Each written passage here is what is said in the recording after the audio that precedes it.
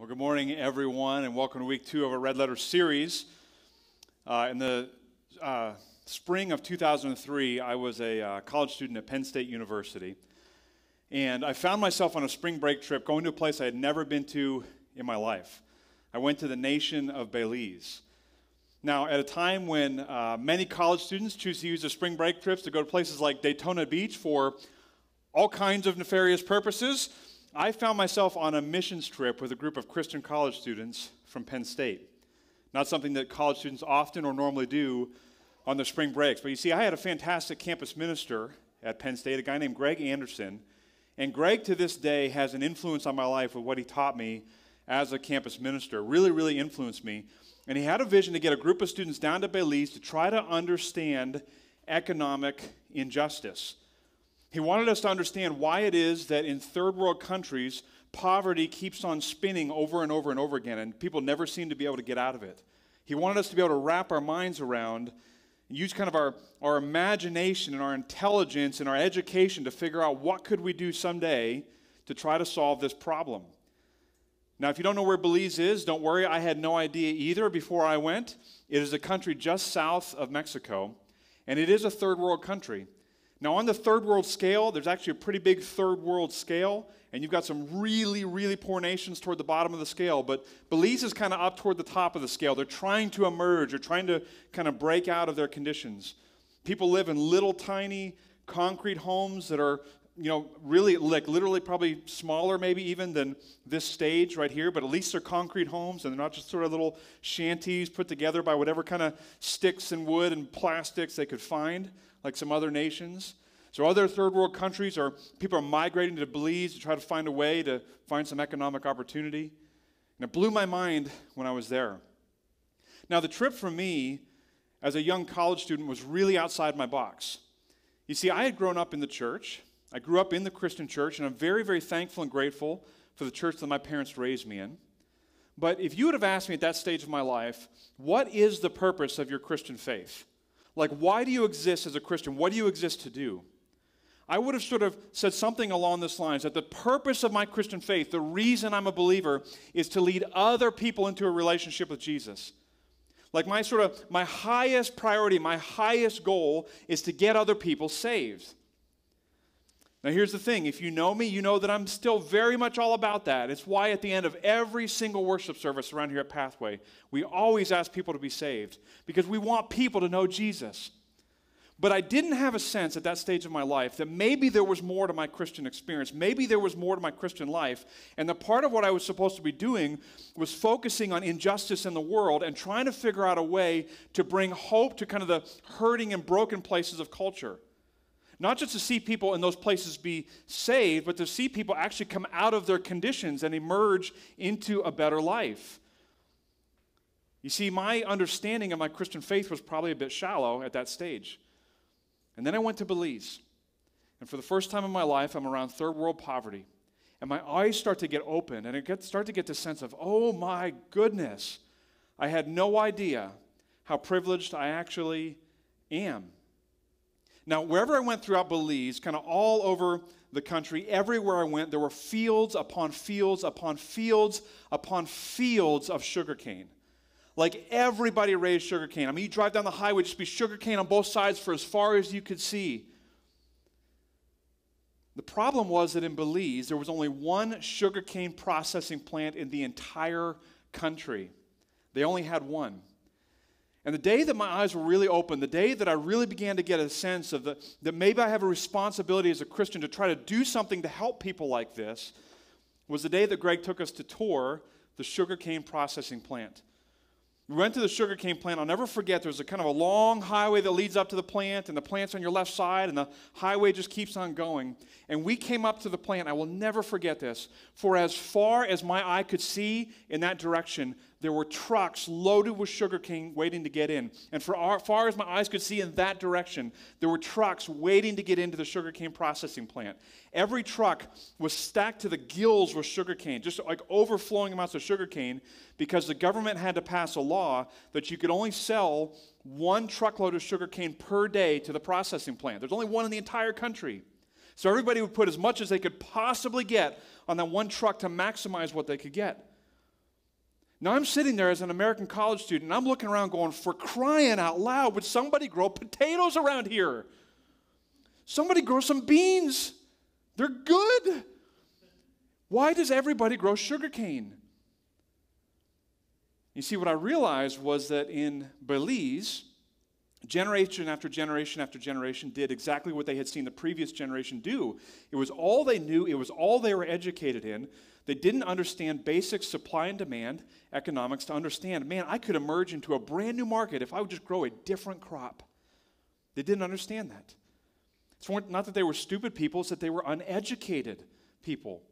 They didn't have an opportunity to sort of have the basic education that we get in our system and in our lifestyle to understand. And it started to set into me, like the light started to come on. I started to realize this is why poverty keeps on cycling over and over and over again. They just need some help. They need somebody to come here and give some education and give some training and show them how to grow something else and show them how to start get into a new marketplace. And it could change everything. And that was a time in my life that I began to understand that my Christian walk, my understanding of my purpose as a follower of Christ had been a bit too shallow. Yes, I should always be committed to the salvation of people. It should always be a part of my life that I'm trying to win people to Jesus, trying to see people come into a relationship with Christ. But there's this whole other aspect of following Christ that's all about bringing justice to people who need help. Helping people to emerge from their situations. And up to that stage of my life, I didn't understand that. You see, here's what I want you to understand today, Pathway, is that a call to follow Jesus is a call to fight for justice. Your role as a follower of Christ is multifaceted. Yes, you are absolutely supposed to try to win people to Christ. You ought to proclaim salvation through Christ and Christ alone, because He is the only way that people will get into the kingdom of God if they repent and turn to Him. But there's this whole other call in your life as a follower of Jesus, and it's a call to fight for justice. And particularly for us as the wealthiest Christians in the world today, in the United States of America, we have a greater responsibility, a greater purpose, a greater opportunity to get into the places where injustice exists in the world and help to bring hope to systems and structures and people to help them to emerge out of their situations. The trip to Belize for me is a place where that began to come alive. Now, if you're passionate about that, then you need to know that you're in good company, because Jesus was also passionate about it. And I want to read for you something that He said today. And that brings us to week 2 of our Red Letter series. I told you last week that many Bibles, maybe you own a Bible like this, have 2 colors of letters in them. They have black letters and they have red letters. And anywhere you see the black letters, it's something that an author wrote. Anywhere you see the red letters, it's something that Jesus spoke. It's the recording of Jesus' words. And Jesus spoke a lot in the 4 Gospels of Matthew, Mark, Luke, and John, but He also speaks in Revelation and Acts and some other different places. There are quotes of Jesus. And we ought to read the red letters and try to conform our lives to what they say. And so today I want to read for you some of the red letters. I want to read for you a scene that played out in the city of Nazareth in a synagogue about 2,000 years ago, when Jesus is very early in His ministry. I want to read this to you, then I'm going to go back and break it down, and we're going to see in this message that a call to follow Jesus is a call to fight for justice, that Jesus is absolutely committed to helping people not just with their spiritual transformation, but with their physical transformation, the transformation of their daily circumstances. Here's how Luke writes it in chapter 4. He says, Jesus returned to Galilee in the power of the Spirit, and news about Him spread throughout the whole countryside. He was teaching in their synagogues, and everyone praised Him. He went to Nazareth, where he'd been brought up, and on the Sabbath day, He went into the synagogue as was His custom. He stood up to read, and the scroll of the prophet Isaiah was handed to Him. And unrolling it, He found the place where it is written, "The Spirit of the Lord is on me, because He has anointed me to proclaim good news to the poor. He sent me to proclaim freedom for prisoners and recovery of sight for the blind, to set the oppressed free, and to proclaim the year of the Lord's favor. Then he rolled the scroll and he gave it back to the attendant and he sat down. And the eyes of everyone in the synagogue were fastened on him. And he began by saying to them, "Today, this scripture is fulfilled in your hearing." Those are the red letters of Jesus. Let me just kind of explain this scene to you, what's going on here. Jesus is really early in his ministry. He's probably around 30 years old at this time, and this event is probably taking place sometime in the window of 30 AD, about 2,000 years ago. Jesus is a well-respected rabbi. Many people are listening to his teaching. He's starting to get a following of people who are listening to what he has to say. He's a charismatic teacher. He's explaining the Word of God in ways that people have never heard it explained before. He hasn't really sort of broken out and started to do tons of miracles yet, but those are about to come. And Jesus goes to his hometown. Now, if you remember the Christmas story, you might remember that we sing about the city of Bethlehem. Well, Bethlehem is where Jesus was born, but he was actually raised in the city of Nazareth. And so Jesus goes to his hometown, to the city of Nazareth. And it's the Sabbath day. And for the Jewish people, the Sabbath day came once a week, and it was a day of rest. And Jesus goes into the synagogue on the Sabbath day, as was his custom, and people wanted to hear what he had to say because he's starting to get a following. And he walks to the front of the synagogue, and the attendant of the synagogue comes and he gives him the scroll of the prophet Isaiah. You say, in Jesus' day, they weren't walking around with Bibles like this. In fact, the whole New Testament hadn't even been written yet. What they would have had access to would be our Old Testaments. But the way that you had access to it, it wasn't in a book like this. You had to go to the synagogue, and they had scrolls of the prophets and scrolls of the law, and you'd roll out the scrolls and you'd read them. And so Jesus shows up in the synagogue in Nazareth, and he unrolls this really long scroll from Isaiah. Now, Isaiah is one of the books in our Old Testament, and Isaiah wrote 700 years before Jesus came onto the scene. And Jesus goes into Isaiah, and he unrolls a scroll, and he goes to two sections in the book of Isaiah. He goes to chapter 58 and he goes to chapter 61 and he begins to read. And he says, "The Spirit of the Lord is on me." This is a prophecy of Isaiah. "He sent me to proclaim good news for poor people." He continues to read. He said, "He sent me to proclaim freedom for prisoners, to proclaim recovery of sight for blind people. He sent me to set oppressed people free." And then he uses a statement that's a really easy one to breeze over, a really easy one to just not understand if you don't maybe have some sort of culture and context to understand this. He says, "He sent me to proclaim the year of the Lord's favor." I'm going to explain that to you in just a second. And he rolls the scroll back up of Isaiah and he gives it back to the attendant and he sits down in the synagogue, and everybody in the synagogue is just sort of like in awe of this guy, and they just sit out and they stare at him. And from a seated position in front of them, he says, today, this prophecy that you read from Isaiah is fulfilled. Today, Isaiah's words are coming to fulfillment in me. Jesus actually had the guts to stand in front of people and say that he was the fulfillment of the Old Testament messianic prophecies. That is, the prophecies about the coming Messiah. I mean, he had a lot of guts to stand in front of people and say that.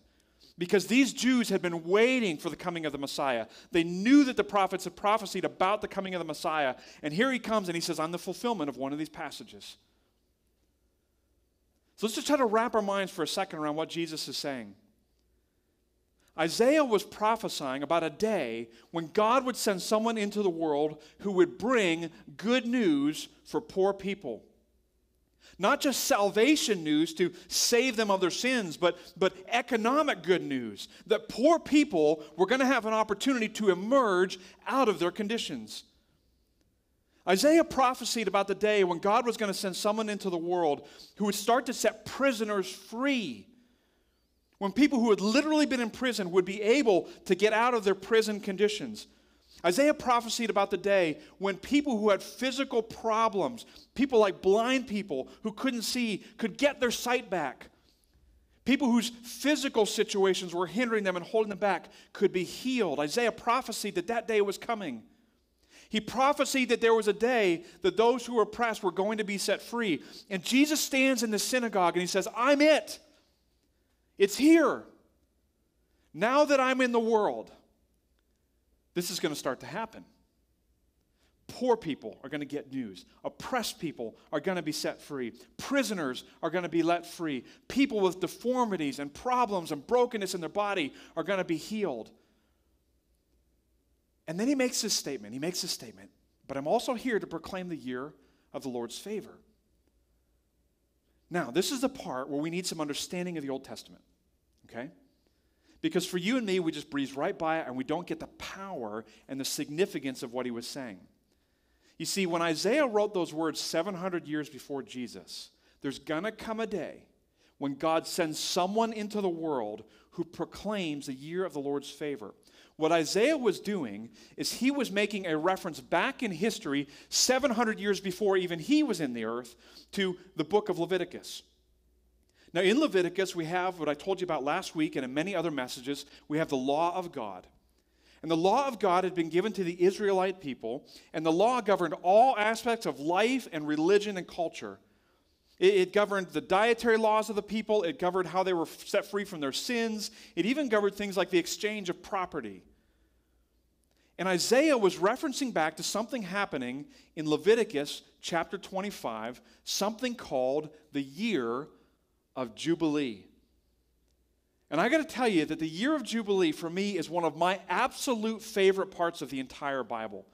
And I want to explain it to you because I think if we can understand what the year of Jubilee was all about, it will help us to understand 1,400 years later what Jesus was meaning when he was standing in the synagogue saying the year of the Lord's favor is finally here. So here's the deal. I'm not going to read for you Leviticus 25. It would take us way too much time. What I'm going to do is I'm going to visually show it to you. And the only way to visually show it to you is I need 5 really brave volunteers to come up on stage. I'm totally serious about that. I'm not going to embarrass you, I promise. Can I get 5 hands in the air of who's? There's 1, there's 2. Come on, there's 3. Come on up, Camden. Come on, 2 more. Isaac, there's 4. I need 1 more. Matt Mallett. Thank you, buddy. All right. Okay. There's 5. Okay. I'm going to explain the year of Jubilee to you, and I got to get my props here.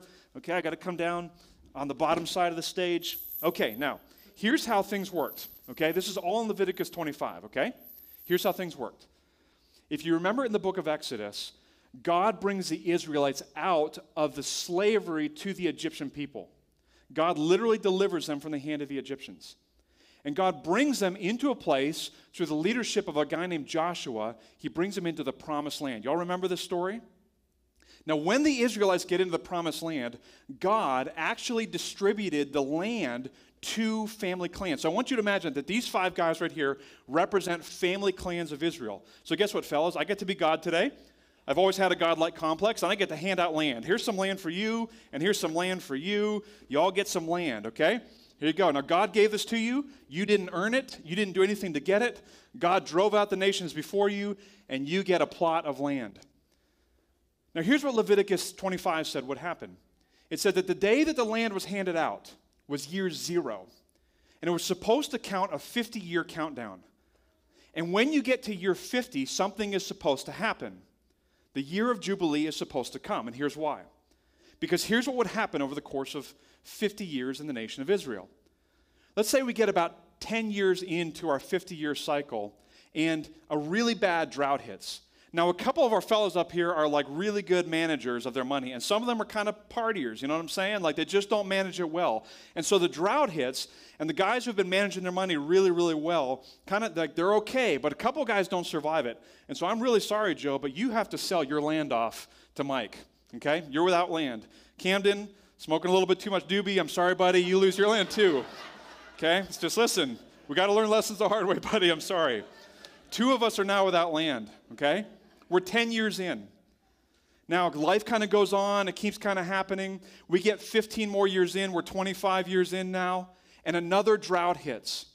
And because another drought hits, now people can't survive it. And so, man, you survived the first time through, but you didn't survive the second time through. Let go of the land, my friend. Isaac gets the land. Now, these guys over here, here's what happens to these guys. Because they have no land, now they're going into debt. What they would have to do is sell themselves into bondage. because they couldn't cover their debts. So they kind of have like no way to protect themselves anymore. So these fellows over here literally go to Mike and say, can we sell ourselves to you kind of like slaves so that we can like be in bondage to you until we can pay our debts off? So Joe, would you wrap this around your hands for just a moment, my friend? I'm sorry you're going into slavery. Camden, hard lessons continue for you in your life, okay? You come over here. Mike, would you just hold on to that for a moment? There you go. So now I want you to notice what happens. We're 25 years in, and the economic disparity is really starting to set in. Now we get another, let's say 15 years in. Now we're 40 years in, and another drought hits. And this time, now Matt, you know what, Matt, I'm sorry, you don't have anything left. You got to come over and join the crowd. You hear that Mike is picking up slaves. Okay, Mike, because this drought's really bad, he has to sell off some of his land, and it comes over here because this guy's buying all the land. So here's what's happened now, okay? Check this out. We now to get to 40 years. And what started out as 5 people who had an equal distribution of land and property and economic opportunity has now turned into 2 really powerful people and 3 people with broken circumstances. You see this? And this is the way that it will work. And God didn't want economic disparity to continue. So God set this thing in the law called the year of Jubilee. So what would happen is on the 50th year, the Israelites on the Day of Atonement were supposed to go throughout the land of Israel and blow trumpets, okay? That was a trumpet right there, okay? That's what trumpets sound like. Okay, so they blow it all throughout the land. And the year of Jubilee would begin. And 3 amazing things would happen in the year of Jubilee. Number 1, the debts of all people would be canceled. Would you put your land back? You don't want to give your land away. Come on, man, you want to hold on to your land. You know what I'm saying? The debts of all people get canceled. Now, because the debts of people got canceled, guess what it means for these guys? They get set free. So my prisoners, would you be released for a moment? You get out of chains. You literally are set free from your enchained position. So the debts are canceled, prisoners are set free, but here's the unbelievable part, is that the land goes back to its original family clans. So all the land that had been purchased has to get redistributed. Everybody gets their land back. And what we have at year 50 is a renewal of the situation where there's an economic equality in the culture. Now, these guys are still rewarded because they made a lot of money for 50 years. But these guys who lost everything are given the opportunity to recover. Now, let me ask you something. Would this be good news for poor people? I think so. All right, give it up for our volunteers. You guys can step off stage. Thank you, guys. I appreciate it. Give me your land back. All right. That's how the year of Jubilee worked. If you want to read it for yourself, go to Leviticus 25. You can read the whole story about how it worked, but that's how it worked.